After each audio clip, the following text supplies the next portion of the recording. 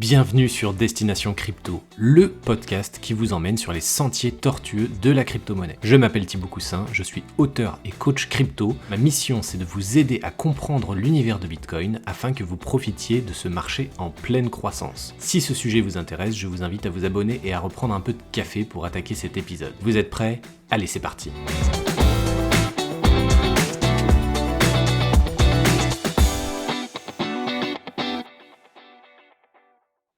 Bonjour à tous, bienvenue dans ce nouvel épisode de podcast. Aujourd'hui, j'ai la chance d'être avec Louis, le responsable marketing pour Cross the Ages, un jeu de cartes à collectionner qui est basé sur 7 romans de science-fiction. Bonjour Louis, merci à toi d'être là. Comment est-ce que tu vas ? Bah, ça va au top, très très content d'être là aussi. Je suis pas mal ce que tu fais, donc c'est cool de pouvoir être de l'autre côté des écouteurs, si je peux dire ça comme ça. Merci à toi. Alors, je fais une petite note là pour l'audience qui nous écoute. Cross the Ages, je vais l'abrévier CTA et je pense que tu vas le faire aussi, toi, Louis, Oui. parce que voilà, ce sera plus simple dans la démarche pour les questions. Donc, CTA, c'est Cross the Ages, hein. Première question pour toi. Peux-tu nous parler un peu de ton parcours, nous dire comment tu as rejoint l'aventure de Cross the Ages, donc CTA? Si je ne dis pas de bêtises, ça fait que quelques mois que tu as rejoint l'aventure. En effet, donc c'est assez récent pour moi, ça fait que 3 mois. Avant tout ça, bah, moi j'ai débuté la crypto, l'univers un peu des NFT, décembre 2021, sur la blockchain du coup Elrond qui a rebrand il y a pas très longtemps en Multiverse X. Donc j'ai commencé là-bas tout simplement en petit trader amateur débutant de NFT. Puis j'ai découvert de très beaux projets sur cette même blockchain, des projets qui m'ont donné envie de m'impliquer. Petit à petit, j'ai un peu gravi les échelons. J'ai travaillé pour un VC et ensuite, du coup, suite à un live de notre ami Owen Asher, j'ai découvert petit à petit le jeu Cross the Edge. Euh, et du coup, bah voilà, j'étais fortement intrigué. J'ai déménagé sur Marseille. J'ai appris que les locaux étaient à Marseille. Donc forcément, j'ai contacté Samy, qui est notre CEO, qui m'a fait découvrir les locaux et aussi la vie à Citier. Et bah voilà, il en fallait pas plus. J'ai tout de suite été convaincu par l'atmosphère, par l'ambiance qui y règne et par la qualité de vie au sein de ce lieu de travail. Et j'espère pouvoir au moins vous retranscrire un minimum ça parce que je pense que c'est aussi une très grosse force de City. Super, ouais. Est-ce que au passage, tu peux nous dire un ou 2 projets, NFT qui t'avaient marqué, pour tes débuts? Comme ça, un nom ou 2 qui te viennent en tête? Alors, ben, dans mes débuts, un qui m'a fait beaucoup marquer, qui a marqué beaucoup de gens sur Multiverse X, c'était Gnogen. Gnogen qui avait une vision très américaine d'un projet, à savoir énormément de partenaires, un jeu immense avec énormément de possibilités dedans. En plus, une sorte de notion de multivers, un peu à la Marvel, où on mélange plusieurs projets dans le même univers qui jouent tous ensemble. Donc ça, c'est un projet qui m'avait pas mal marqué, que j'avais pas mal apprécié, et c'est pour ça que d'ailleurs j'avais bossé pour eux en tant que community manager. Parce que j'étais tombé tout simplement amoureux du projet. Et après, d'autres projets que j'ai beaucoup apprécié par la suite, parce qu'il y avait un petit peu plus d'utilité, pardon, dans la vie réelle, c'est par exemple Aquaverse, que tu dois probablement connaître aussi, qui souhaite avoir un impact dans notre monde réel, tout en utilisant la technologie de la blockchain et en permettant au commun des mortels comme vous et moi d'avoir un impact sur l'écologie de notre planète. Donc voilà, si je devais citer 2 projets de cœur qui m'ont directement marqué dès le début, c'est Gnogen et The Aquaverse. Et The Aquaverse aussi, très forte communauté française, très chaleureuse, très familiale. Donc voilà, forcément, ça ne peut que faire plaisir. Ça me fait vraiment plaisir, hein, que tu mentionnes The Aquaverse parce que justement, j'ai reçu, Noël Esnault, à mon micro il y a quelques semaines pour parler de The Aquaverse et j'ai été complètement subjugué Ouais. par l'utilité de ce projet et la façon dont ils ont utilisé le Web3, transformer leur projet Web2 en Web3. Enfin, ben, super. N'hésitez pas à aller écouter l'épisode, c'était il y a 1 mois ou 2. Donc, voilà, un vrai beau projet avec Noël qui nous dévoile tous ses secrets. Alors, on va passer à CTA maintenant. C'est un univers assez vaste, assez étendu. C'est donc bien plus qu'un simple jeu, finalement.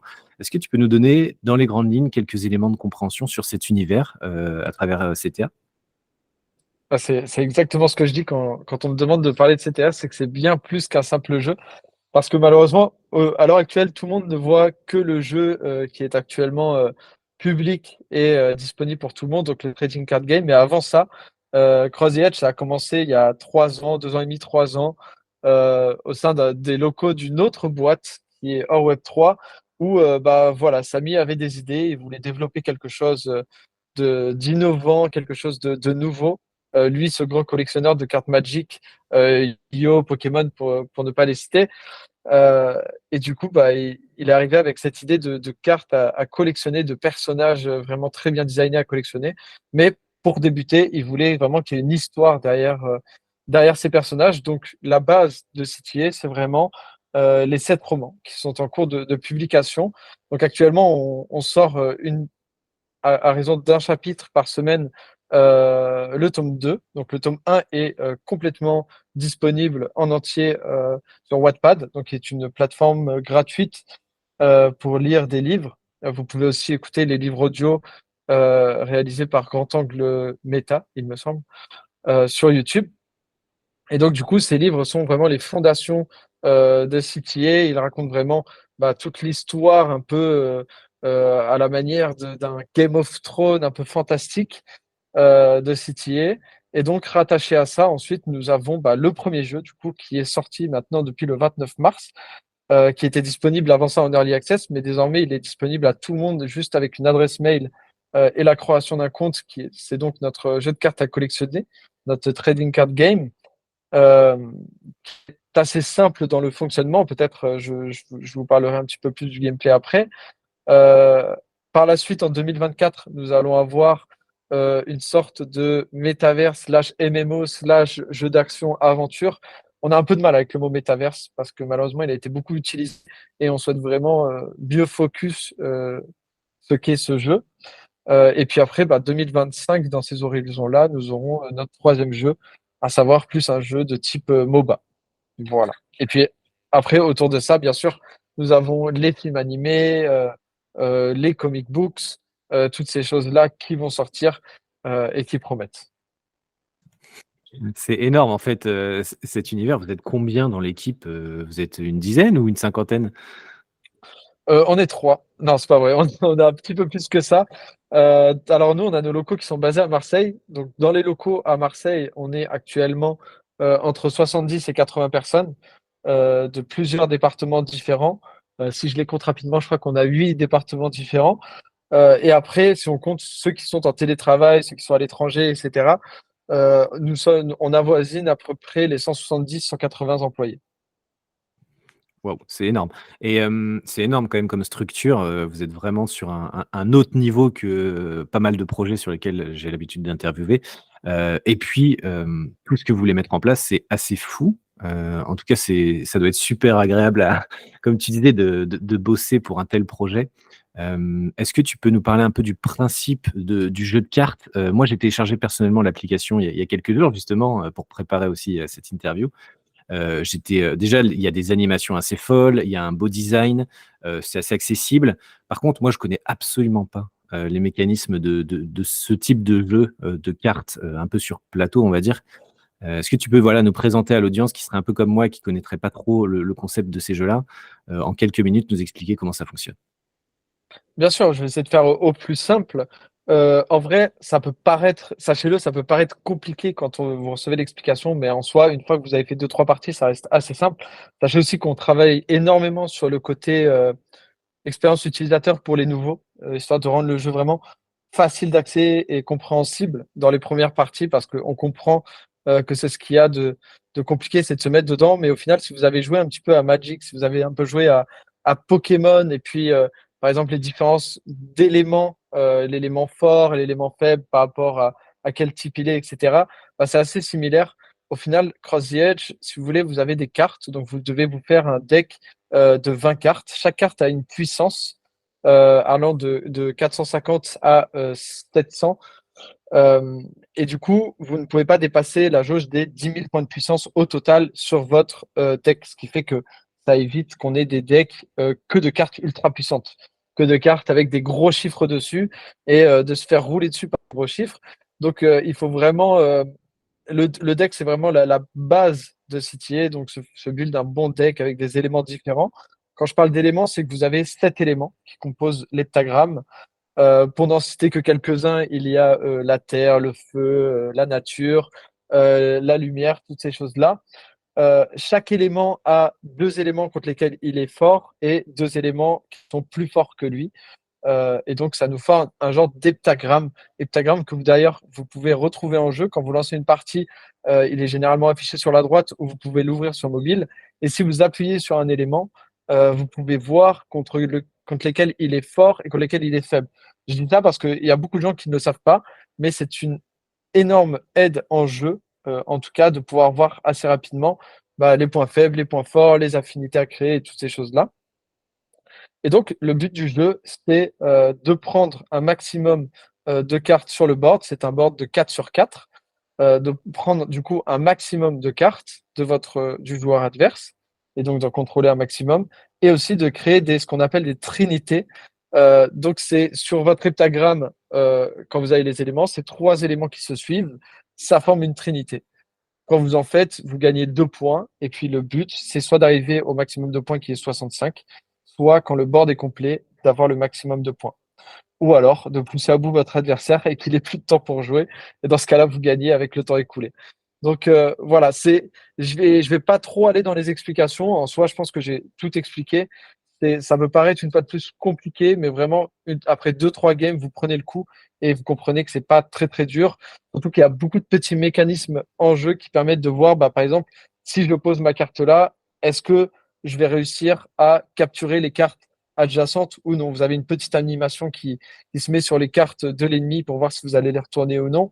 Vous avez l'heptagramme qui est cliquable du coup pour voir toutes les différences. Donc vraiment, on essaye de rendre le jeu le plus abordable possible et le plus compréhensible possible. Oui, c'est intéressant ce que tu disais, je reviens, j'avais pas eu cette notion-là quand j'ai commencé moi à faire le tutoriel au sein du jeu. Déjà allez-y, hein, téléchargez-le, juste un email, c'est très rapide et puis vous pouvez commencer par le tutoriel, c'est assez bien expliqué et j'avais pas notion qu'il y avait une limite, dans le deck, de points, qui fait que tout le monde est finalement un peu au même niveau et ça c'est très, très cool je pense. Mais voilà, j'avais pas cette notion et c'est cool que tu l'aies Ah, mentionné. après, comme dans tous les jeux, il y a toujours des méta qui se développent. Moi, je suis un gros gamer, donc dans LoL, dans un peu tous ces jeux où on peut faire une petite stratégie, il y a toujours des joueurs qui arrivent à pousser le truc à fond et trouver des méta. Donc, il y avait la méta Axe, High et Mid, où en gros, les joueurs prenaient vraiment les cartes les plus fortes et les plus faibles dans leur deck pour construire comme ça. Il y a eu un moment une méta vraiment médium, où là, c'était vraiment prendre que des cartes du milieu de ranking ou des choses comme ça. Donc, c'est vraiment très intéressant. Pour ça, on a une communauté très active. On a surtout des guildes qui sont ultra actives. Il me semble que c'est la guilde Arc qui a même développé un site où dessus vous pouvez retrouver beaucoup d'aides, de petits tutos, de comment build un deck. Voilà, donc c'est vraiment très intéressant et c'est toujours cool de voir les joueurs s'entraider et essayer de construire ensemble le deck le plus fort possible. Ouais, n'hésite pas à me transmettre tous ces petits liens-là qui pourraient être utiles à l'audience. Je sens que je vais en avoir une dizaine à mettre sous l'épisode. En tout cas, je mettrai bien ça dans la description, donc n'hésitez pas à aller y jeter un œil.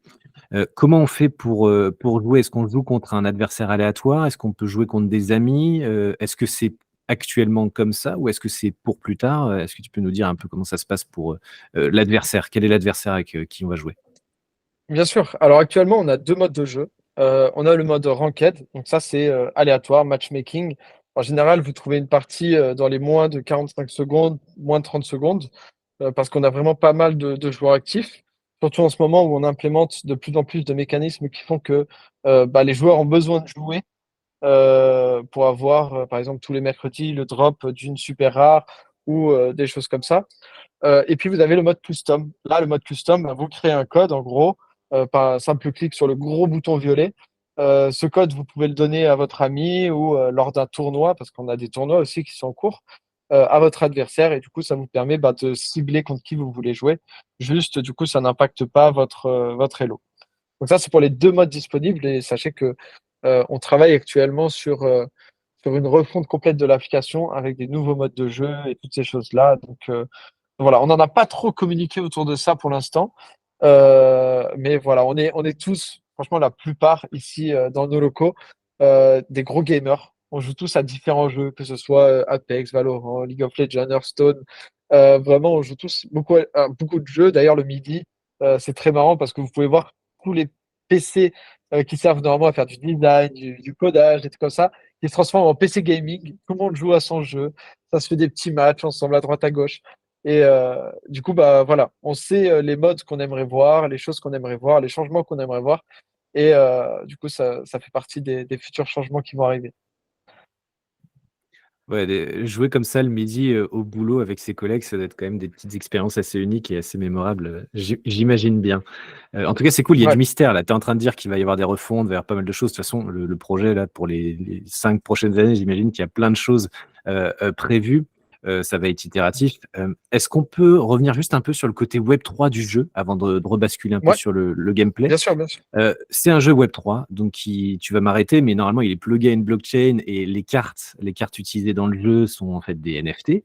Voilà, est-ce que tu peux nous dire, un peu les mécanismes Web3 que vous avez intégrés au sein de ce jeu? Bien sûr. Alors en fait, nous, comment dire, notre objectif premier dans CTF, c'est vraiment de faire oublier que c'est un jeu Web3. Euh, alors, notre objectif premier, c'est peut-être un peu gros parce qu'on a, comme tu dis, beaucoup de choses à faire et du coup, on a plusieurs objectifs premiers. Mais un de nos objectifs qui nous tient à cœur, c'est vraiment de montrer aux gens qu'il n'y a pas besoin d'avoir des connaissances pour jouer. Il n'y a pas besoin d'avoir des connaissances blockchain pour jouer à CTA et toutes ces choses-là. Et donc, du coup, bah, pour jouer au jeu, si vous le téléchargez sur Android, Apple Store, Mac ou Windows, bah, vous avez juste besoin de créer un compte, premièrement, avec votre adresse email. Donc, ainsi, ça va vous permettre de commencer à jouer, de commencer à faire des missions dans le jeu, parce que forcément, on a un système de missions qui vous rapporte des currency in-game, mais aussi des chests. Dans ces chests, vous avez des cartes. Donc, vous allez déjà pouvoir commencer à accumuler des cartes in-game. Sachez que tout ce que vous accumulez in-game est, comment dire, digital. Donc, c'est pas encore des NFT, c'est pas encore relié comme on peut le penser, à la blockchain.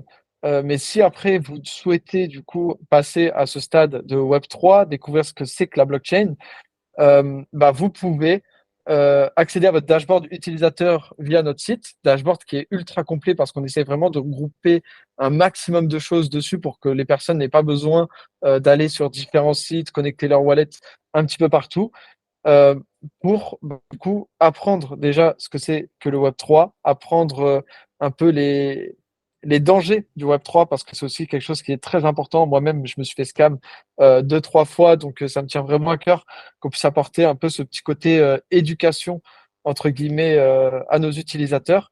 Et donc après, via votre dashboard, bah, vous pourrez récupérer votre wallet, vous pourrez récupérer du coup vos assets digitaux et surtout, vous pourrez acheter les CTA tokens, donc qui sont nos tokens, mais qui ne sont pas encore listés. Et ces CTA tokens, quand vous en avez un certain nombre minimum, bah, vous pouvez crafter vos cartes en les transformant en NFT. Et les transformer en NFT, ça coûte 2 tokens au prix actuel du token, donc c'est 1 $. Un token actuellement, c'est 0,5. Donc pour 1 $, vous pouvez choisir la carte que vous souhaitez et la transformer en NFT. Ce que j'aime bien avec ce principe-là, c'est que bah, vous pouvez collecter plein, plein, plein de cartes les faire évoluer dans le jeu en termes de rareté et de puissance avec vos currency in-game. Et du coup, ensuite, si vous déterminez qu'une carte pour vous, elle a une valeur financière, ou en tout cas que vous voulez en tirer une valeur financière, bah, vous pouvez choisir celle-ci et pas une autre, de la tourner en NFT. Et donc, du coup, bah, pour 1 $, finalement, votre carte devient NFT et qu'ensuite, vous pouvez, sur le dashboard utilisateur, utiliser la marketplace qu'on a développée vraiment pour avoir un minimum de fees possible et la revendre directement du coup sur le marché. Donc ça, c'est vraiment tout le côté Web3. Pour résumer un peu, il se centralise surtout sur le dashboard utilisateur que vous trouvez directement depuis notre site, du coup. D'accord, OK, c'est plus clair même, pour moi qui ai déjà commencé un peu à jouer et quand on transforme la carte en NFT, elle n'est plus jouable directement dans le jeu, c'est ça? Ah si, elle est toujours jouable, vous pouvez toujours D'accord. la jouer. Le seul truc, c'est que du coup, vous accédez à des rangs d'animation de la carte. En fait, quand elle est digitale, elle n'a pas d'animation visuelle. Quand vous la débloquez en NFT, déjà, là, vous verrez, il y a un petit changement de qualité. Elle devient plus nette, elle devient plus propre. Et en fait, après, en dépensant des City et tokens, vous pouvez upgrade cette carte pour à chaque fois débloquer un level supplémentaire d'animation. Pardon, excusez-moi. Et du coup, bah, forcément, au fur et à mesure, la rendre un petit peu plus belle. Et comme ça, quand vous la jouez dans le jeu, les autres joueurs qui peut-être n'ont pas encore découvert tout ce côté Web3 vont voir votre carte très belle, qui bouge, qui a des petits effets, etc. Et du coup, en cliquant dessus, eux, ils pourront voir que bah, vous avez débloqué, par exemple, l'animation level 3. Et bah, pour avoir ça, il faut d'abord débloquer la carte en NFT, l'animation level 1, l'animation level 2 et du coup l'animation level 3 ensuite. Donc voilà, ça fait partie un peu des mécanismes pour montrer aux joueurs peut-être plus Web 2 qui ne connaissent pas forcément le Web 3 que s'ils s'éduquent un petit peu sur ce côté-là, bah, ils peuvent aussi avoir ce genre de cartes qui sont très flex, ouais, un peu pour flex face à son adversaire, quoi. D'accord, il y a un petit effet waouh sur ceux qui basculent côté Web3, c'est assez intéressant et alors ça rejoint dans le tutoriel, tu vas pouvoir me répondre je pense, mais dans le tutoriel, donc on nous fait utiliser des cartes qui sont plus ou moins puissantes pour nous apprendre un peu les premiers rouages et sur certaines cartes, j'ai vu qu'il y avait des animations qui se mettent en plein écran sur le téléphone. Est-ce que c'est ça justement, c'était une carte Web3, de ce style-là? Ou est-ce qu'il y a quand même des animations, plein écran pour certaines cartes, même si elles sont pas en NFT? Alors, dans mes souvenirs, je t'avoue que parce que moi j'en ai une seule et c'est un NFT, donc pour moi ça fait la vérité, mais c'est oui, c'est probablement le côté Web3 et surtout l'animation maximum débloquée, sachant que par partie, pour éviter que ça floute d'animation dès que les gens jouent des cartes, s'ils ont que des cartes animées, c'est une animation par game en général, par joueur, je veux dire. Mais oui, du coup, c'est le Oh, côté Web3. Ah oui, c'est pour d'accord, que les OK. joueurs, du coup, Web2, ils voient l'animation, ils soient là. Ah ouais, c'est quand même sympa. Bah, du coup, si je m'y intéressais un petit peu.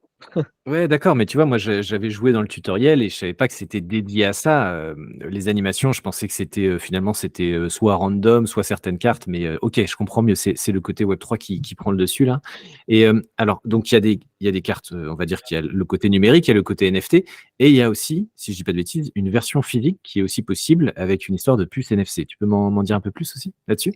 Alors ça, c'est pas tout de suite. Du coup, en dire plus, ça va être compliqué parce que c'est en cours de développement et du coup, ça, c'est surtout Samy qui s'occupe de faire tout ce qui est leak.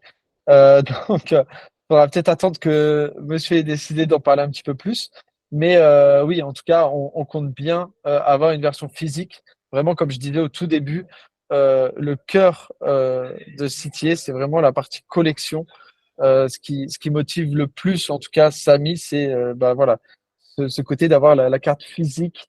D'ailleurs, l'effet foil que vous retrouvez in-game, c'est aussi la partie brillante que vous retrouvez sur les cartes Pokémon ou choses comme ça. Donc, vraiment, ce côté collectible, c'est vraiment quelque chose qui tient beaucoup à cœur à Samy.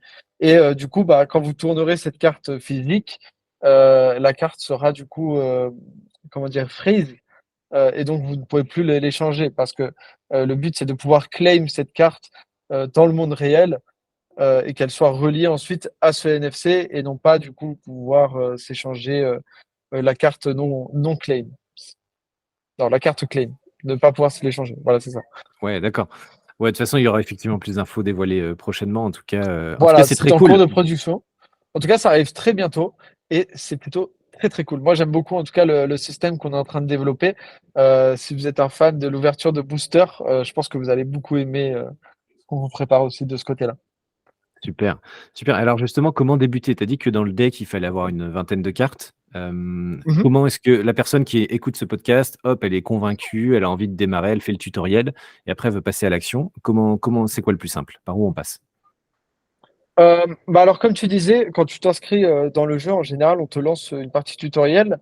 Euh, Pardon, j'ai eu un petit bruit en même temps. Donc, ça vous lance une partie tutoriel qui vous permet du coup d'apprendre déjà les premiers mécanismes du jeu.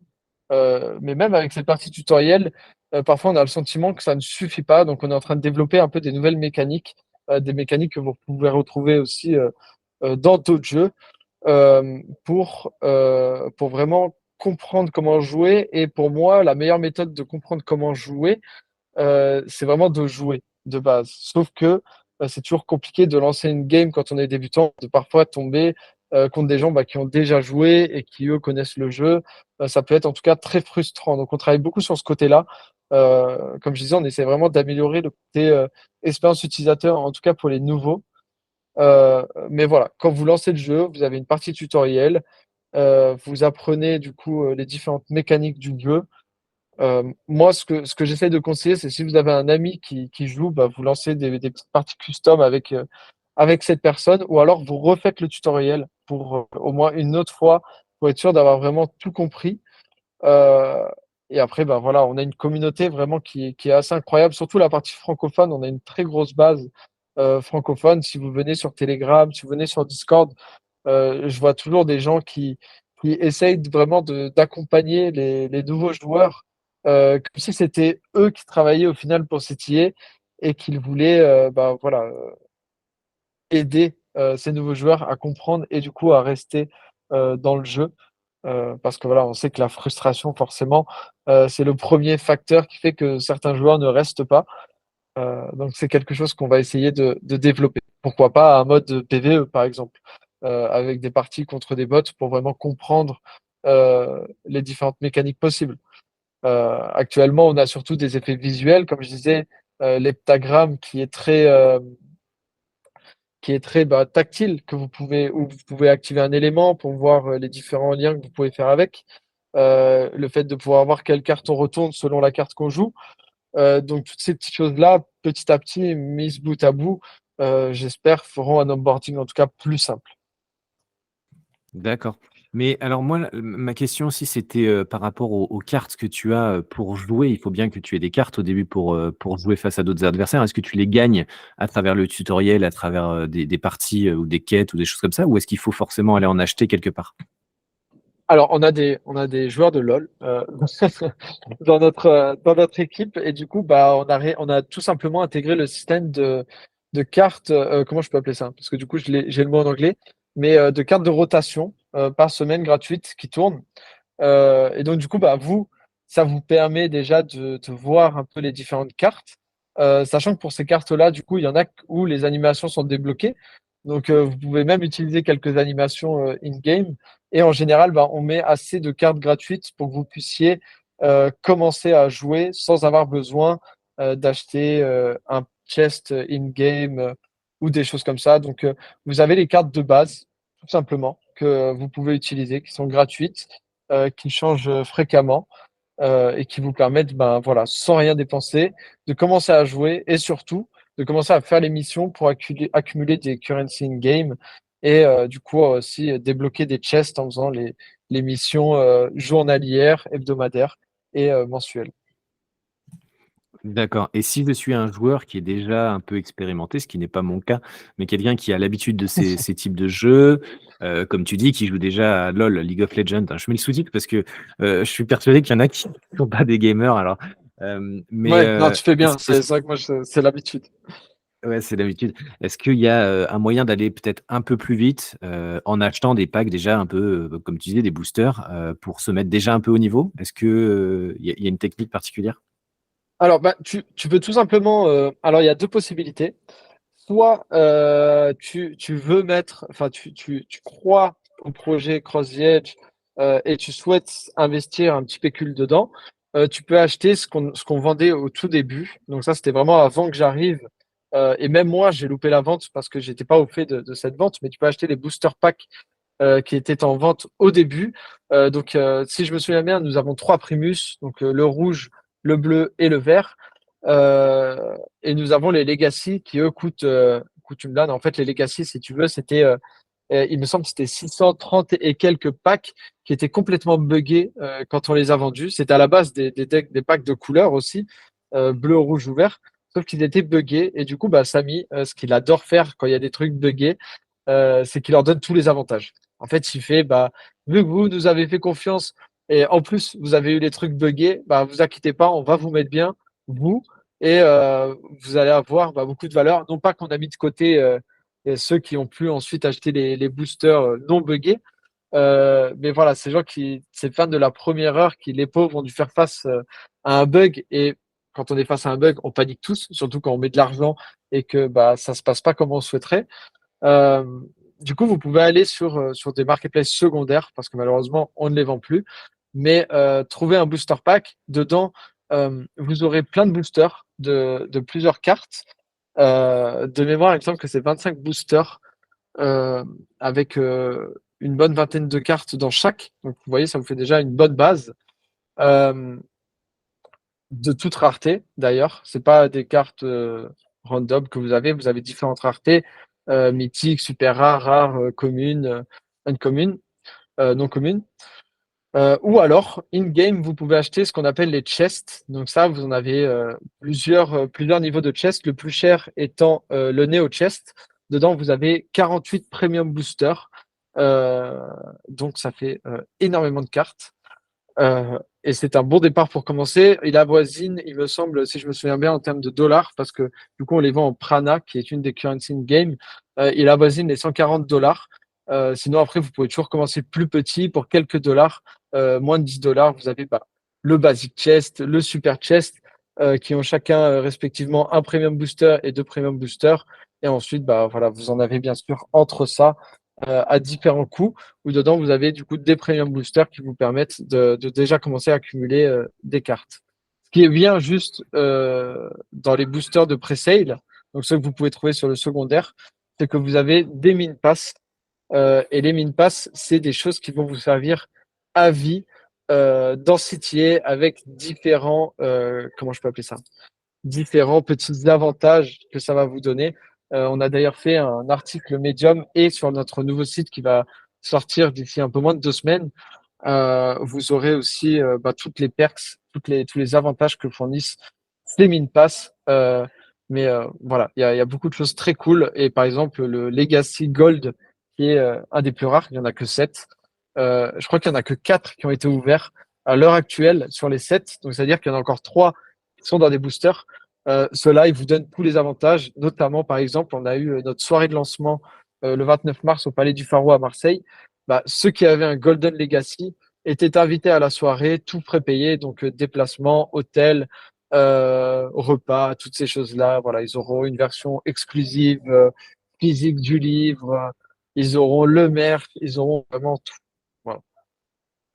Et oui, il y a aussi les livres, il y a aussi tout l'univers qui se développe en parallèle, hein, même si on fait un focus un peu sur le jeu en ce moment. Mais ouais, c'est super cool, hein. Ça me fait vraiment repenser aux cartes Pokémon, moi, pour mon expérience perso. Ah oui. Et je trouve ça, enfin, c'est ultra captivant, ce concept-là, en tout cas.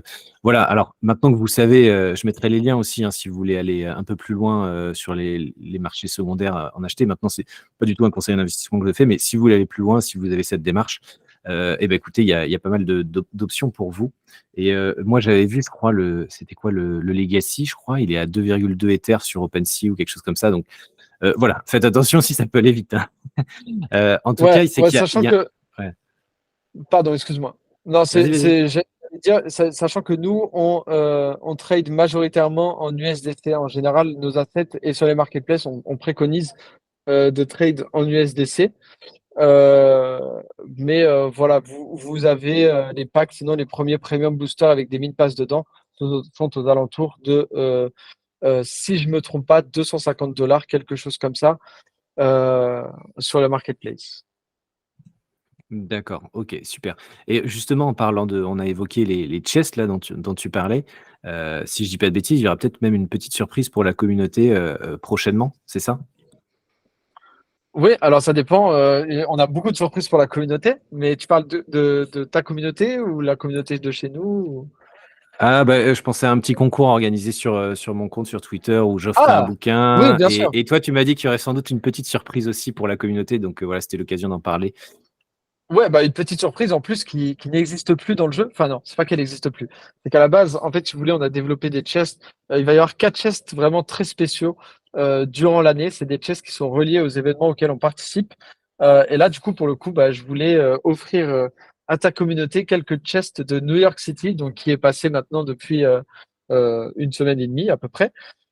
Et donc, du coup, pour l'occasion, on avait fait des chests spéciaux avec dedans 3 boosters de 13 cartes. Donc, c'est déjà un bon premier début pour avoir un petit set de jeux, plus un collectible du coup qui était exclusif à cet event. Et donc ces chests étaient en vente à la base dans la boutique, mais ils ne le sont plus parce que l'event de New York est terminé.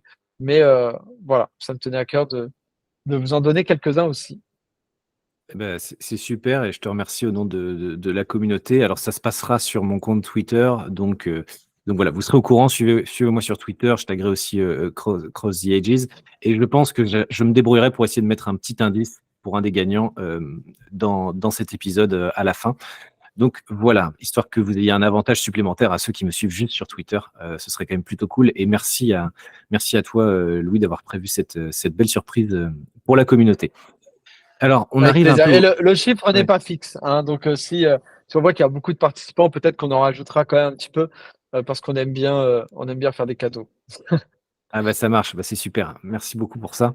Alors maintenant, je voudrais juste revenir un peu sur tu as parlé de jetons in-game, donc il y a le CTA qu'on pouvait acheter. Tu as parlé aussi d'un autre jeton. Est-ce que tu peux me dire, si je dis pas de bêtises, il y en a 3 dans le jeu? Est-ce que tu peux me décrire juste globalement, assez rapidement, à quoi sert chaque jeton?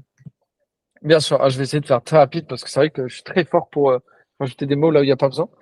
Donc on a 3 currency in-game. On a le Tricel. Donc le Tricel, il est gagnable en faisant toutes les missions hebdomadaires, en gagnant des matchs ou même en perdant. Donc ça, c'est vraiment la currency motrice. Donc celle-ci, elle n'est pas disponible sur la blockchain, c'est purement in-game. Et cette currency vous permet d'éveiller vos cartes ou de les faire évoluer. Donc par exemple, si vous voulez fusionner 30 cartes common, bah, vous allez avoir besoin de Tricel pour la faire fusionner et donc faire évoluer cette carte. Et ensuite, bah, vous pouvez l'éveiller. Donc là, c'est vraiment la faire évoluer, pas à son maximum potentiel, mais en tout cas au rang d'au-dessus. Ça vous coûtera aussi des Tricel.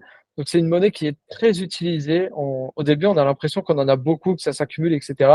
Mais croyez-en mon expérience, au final, on finit toujours par manquer de Tricel. Et c'est pas que c'est une galère, c'est juste que pour gagner du Tricel, il faut jouer. Du coup, c'est un très bon moyen de motiver les gens à jouer. Au-delà de ça, nous avons du coup la deuxième currency qui est le Prana. Donc le Prana, c'est une currency que vous pouvez acheter directement sur l'application ou sur le site. D'ailleurs, je vous conseille plus d'acheter soit sur Android si vous avez un Android ou sur le dashboard si vous avez un iOS à cause forcément de la taxe d'Apple. Je ne sais pas trop si je vais redire ça, mais voilà, je vous le dis, petit tips. Et donc, cette currency, le Prana, vous permettra d'acheter tout ce qui est asset in game, à savoir les chests. On vend aussi maintenant des topazes. D'ailleurs, je pense que je me trompe sur le nom, mais on vend ces espèces de passes qui vous permettent de débloquer plus rapidement les coffres que vous débloquez en mission, parce que typiquement, quand vous débloquez un coffre suite en faisant les missions daily ou hebdomadaires ou mensuelles, bah, vous avez un petit temps de déblocage. Vous voyez, vous devez mettre votre coffre en déblocage. Il se passe un certain nombre d'heures selon le niveau du coffre, et après, vous pouvez l'ouvrir pour récupérer les cartes. Bah, voilà, ces petits passes permettent entre autres soit de débloquer un emplacement de coffre dans votre farm de coffre, si je peux l'appeler comme ça, et du coup de réduire aussi le temps de déblocage. Donc ça, c'est la deuxième currency, donc le Prana, qui est celle qui est achetable in-game, mais toujours pas reliée à la blockchain. Et la troisième, du coup, c'est le CTA. Donc ça, c'est notre token vraiment blockchain, si je peux dire comme ça. Il n'est pas listé encore. Vraiment, on souhaite qu'il ait son maximum de potentiel d'utilité avant de le lister quelque part. Vous pouvez l'acheter dans le jeu. Sachez que vous avez une jauge maximum de tokens que vous pouvez acheter. Vous ne pouvez pas en acheter autant que vous voulez. Et ce token, du coup, plus vous en achetez, plus il vous débloque des choses. C'est pas que vous avez à les stacker, mais c'est juste que typiquement, pour commencer à mint et craft des NFT, il vous faut une base de 10 CTA tokens. Si vous voulez participer au tournoi qui aura in-game, il vous faudra une base de 20 CTA tokens. Si vous voulez faire de la location de cartes, il vous faudra une base de 50 CTA tokens. Et si finalement vous voulez imprimer des cartes, il vous faudra une base de 100 CTA tokens. Après, on a incorporé ce qui s'appelle les drops de SR. Donc, comme je vous disais au début, ça arrive tous les mercredis. Et donc, si vous voulez un airdrop, prétendre déjà au premier palier de airdrop, il vous faut une base de 500 CTA tokens et ensuite, vous pouvez en débloquer d'autres en accumulant plus de CTA tokens. Donc ça, c'est vraiment les premières utilités, en tout cas liées au trading card game. Et sachez que notre but, c'est de créer vraiment, et ça, j'en ai pas beaucoup parlé, même si c'est un sujet qui tient beaucoup à cœur à Samy, c'est de créer une full IP, donc une interopérabilité entre nos différents jeux, et donc que ces tokens soient aussi utiles enfin ces tokens ou ces currencies soient aussi utilisés dans les 2 autres jeux qui vont arriver à l'avenir, tout comme les NFT d'ailleurs, c'est-à-dire que les cartes que vous avez aujourd'hui dans le trading card game, il vous sera possible de les utiliser du coup dans les 2 autres jeux. On est donc sur du cross game, c'est Voilà, ça? cross the game. Voilà, À ouais. travers les C'est âges, mais aussi à travers les jeux, du coup. Ouais, c'est ça, incroyable, incroyable. Mais c'est fou, moi, ça me plaît beaucoup et tu as mentionné les tournois, tu as mentionné aussi le fait de pouvoir prêter des cartes ou faire de la location de cartes. Enfin, ça peut devenir fou, en fait, c'est ultra viral comme concept. Donc en tout cas, bravo pour tout ce que vous avez réalisé déjà, sur le moment. Alors il y a 3 jetons. Les gens, je pense qu'en jouant, vont finalement, on comprendra assez vite à quoi, sert quel jeton.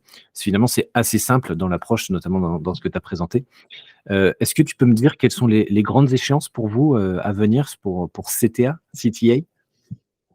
Les grandes échéances. Alors, en fait, c'est compliqué parce qu'on a beaucoup de grandes échéances. Je pense que les grandes échéances et les grands objectifs, voilà, c'est surtout comme j'en parlais un petit peu plus tôt, hem, le retravail, le rework un peu de l'application, la rendre plus «sexy» entre guillemets, la rendre plus, mainstream. Après, j'aime pas trop ce mot parce que ça fait un peu, on veut le vendre à monsieur tout le monde. On sait quand même que voilà, c'est assez focus comme type de jeu et comme type de projet. Mais voilà, donc il y a ce rework-là.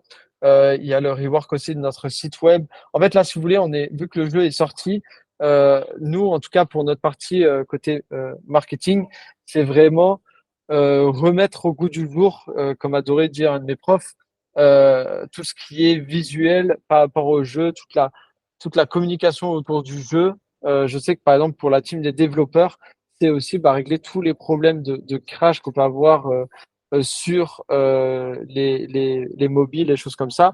Parce que, comme tu l'as dit, il y a des très belles animations et ça commence dès le menu. Mais notre but, le problème qu'il y a avec ces animations, c'est que ça prend beaucoup de, de mémoire, ça prend beaucoup de performance de votre appareil. Donc, on travaille actuellement en partenariat avec VLC, avec la team de VLC, pour créer presque un truc, c'est presque une innovation de notre part, même si je pense que ça doit être fait ailleurs ou ça doit être en cours de production, mais du contenu qui sera beaucoup moins gourmand et qui du coup permettra d'avoir un jeu plus agréable, qui crache moins. Et du coup, quand tout cela sera sorti, quand tu auras le nouveau site, la nouvelle application et tout ce côté visuel retravaillé et peaufiné, là, du coup, ce sera pour nous le début de la grosse campagne de marketing et de com. Parce qu'il faut savoir que là, on est vraiment à 10-20% de nos capacités. Euh, donc voilà, c'est un peu les grosses échéances. Après, bien sûr, les grosses échéances, c'est la sortie de notre deuxième et troisième jeu. Et là, on tape sur 2024-2025, sachant qu'avant ça, il y a 2023.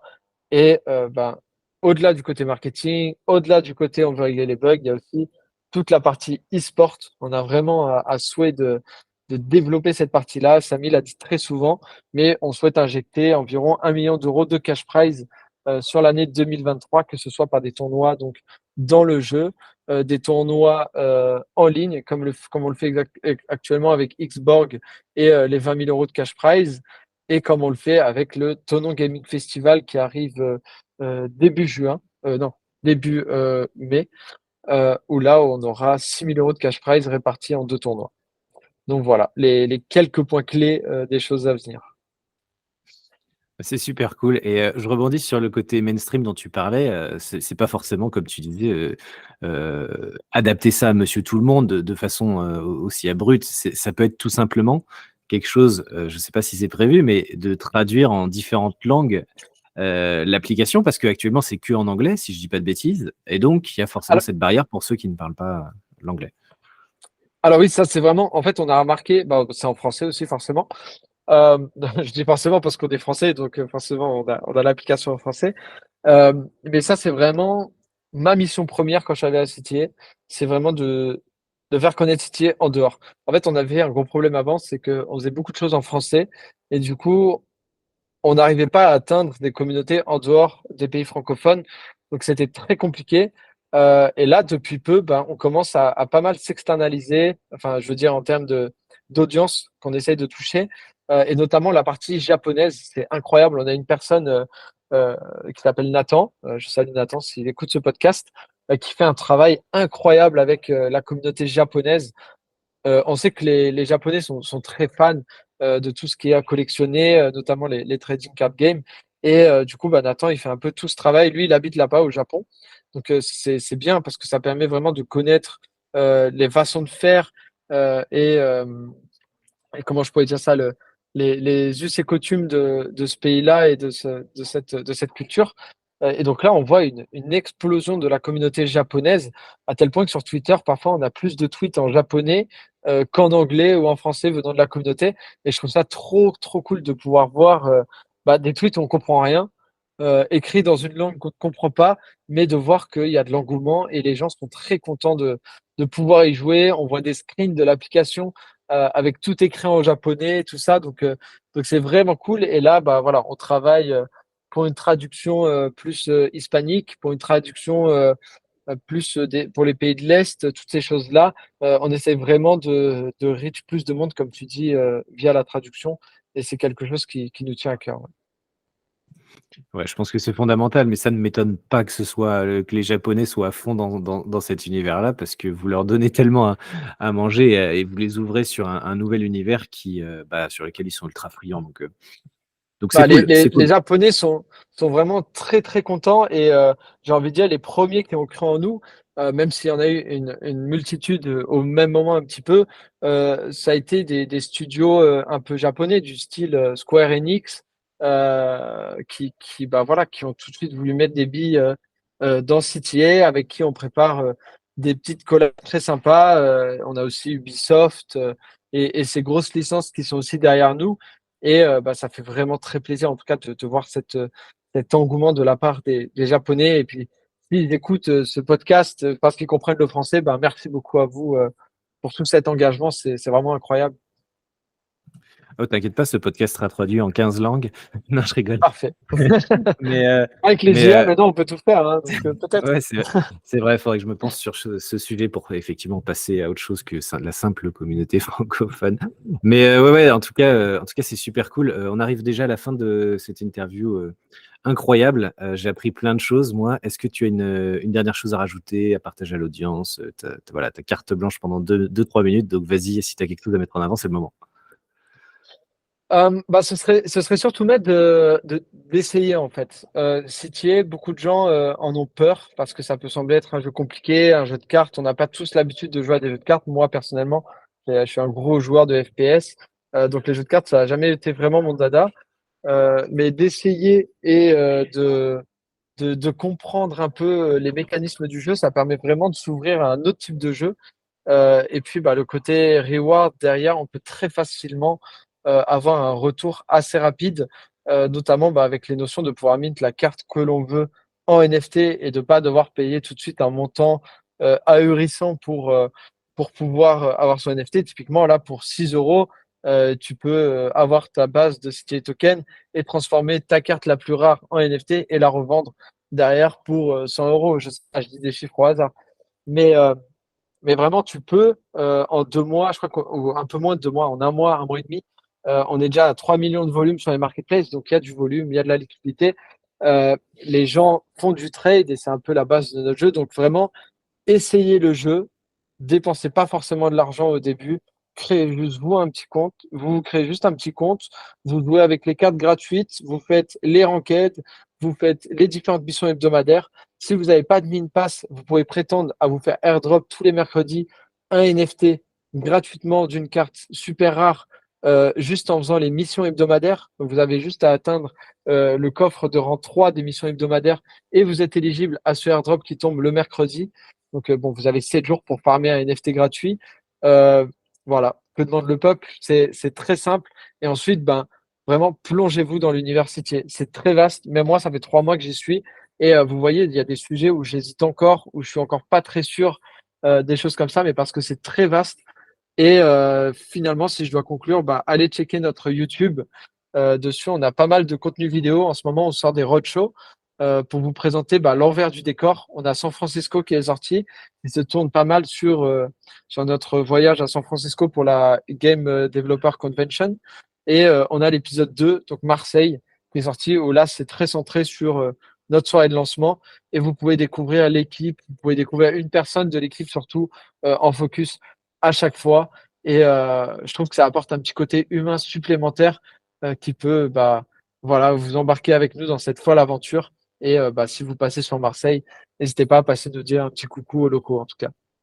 Super beau message et je rajouterais même presque que si ça vous plaît, bah, en plus, l'accessibilité est tellement, facile que même les livres sont gratuits. Donc, si vous voulez vous plonger dans Ouais. l'univers d'une autre façon, que ce soit par la lecture, vous pouvez aussi le faire et plus tard, il y aura encore d'autres choses, comme tu l'as mentionné.